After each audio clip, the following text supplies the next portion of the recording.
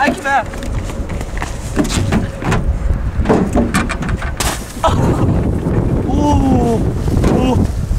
Da, hvor det gikk? Vondt. Gjorde det der, overlevde du? Det tok ikke så feil.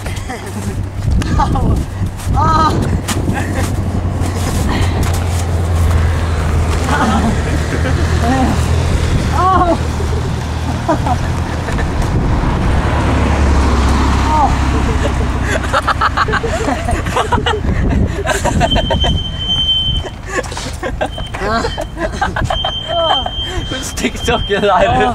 Det var så jævlig tøft. Hva det Eirik sa? Man må ikke stresse på ting sånn.